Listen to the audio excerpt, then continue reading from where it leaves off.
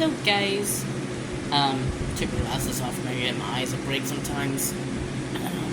But I know, a lot of you have been following me since for a while, even before Jason had passed away. And I appreciate you guys are still following me. I've noticed I'm losing some, probably some from the fake accounts, which is fine, whatever. Hopefully it's not somebody that has been following me along during Jason's journey and now has disappeared. Because obviously he's not here now. But that's okay. I'm not here to get famous or go viral. I ain't worried about that kind of crap. I know some of y'all worry, oh, I want to get to 10,000, which is great to get it down to 10,000, which is great, wonderful. But I'm not on here for that.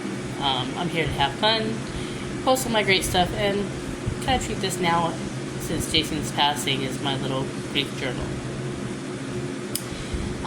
So this one's going to be part of my grief journal video. If you're not interested in watching this one, go ahead, scroll. That's okay. Or go look at my other videos. That's not a problem. But I want to tell you about an experience last night that I do still believe that our loved ones are still here. I know that now I've been getting signs that he's still here. Good prime example, last night.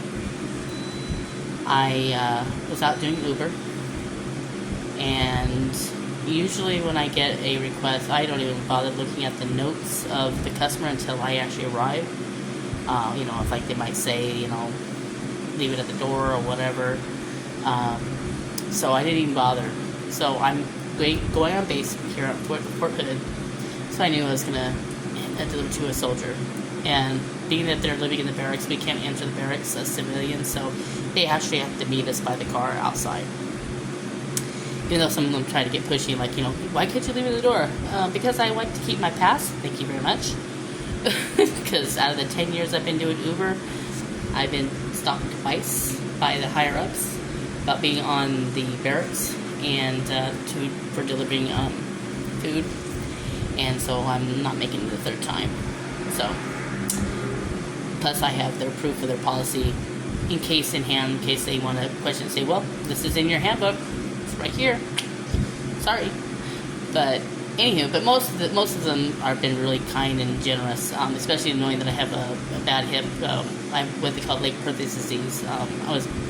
It's a birth defect that I was told it was a birth defect that I've had, and my hip is slowly deteriorating. In fact, they keep looking at me now like, you need to have surgery on it. Yeah, I know, and I'm avoiding it as far along as I can. So I try to use my legs as much as I can. But me and stairs do not get along. But anyhow, back to what I was saying, squirrel. So I was heading there with this guy's order, and before I got there, a song came on the radio, and it's that song, Make You Clap Your Hands, something like that. I got it playing on the background here, kind of, in case people were like, what song? And it was a song that he liked a lot, and it brought back memories into my hearing, and it would make me smile all the time. So I'm hearing it, I'm like, oh my goodness, this is the song again. So, I'm getting there, and I'm not getting too emotional yet. But as soon as I pulled up, the soldier pulls up to my car, and he's wearing what? A Star Wars hoodie. And then in my ear, because Uber has where it'll talk to you on the notes, it says on there, and it says on there, I will be wearing a Star Wars hoodie. And as soon as I hear that, I started getting teary-eyed. I was like, oh my god, but I didn't want to show that for the soldier. But when he came out, I said, I'm going to take this as a sign, and I told him about my husband. And he says, oh wow. He says, well, I take that as a sign. I said, yeah. So I gave him his order as I left. Of course, my daughter calls me, trying to tell me that she cooked the hamburger meat and did the dishes, which she doesn't have to tell me that, but it's our cat bear. But as soon as she called me, another song came on, and it was that one song from the Cranberries where it talked about lingering. The song that has the word lingering on it, and that also is a song that brought back another memory of my husband.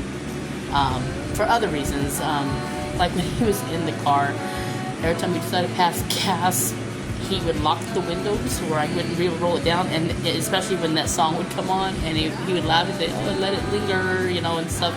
So it'd be funny. But now, when I hear that song, I know it was right after that. It's like him saying he's lingering around still. He's still here. So as soon as I got off the phone with my daughter, naturally I started bawling. So it's something that I believe our loved ones are still here, in spirit. And just not as strong as he was when it was the first couple of weeks after he died. But every once in a while, he still throws those curveballs at me. And so I thought I'd share that experience that he went through last night. And as I always say, you cherish the loved ones while they're here. Because the saying goes, we're never promised tomorrow.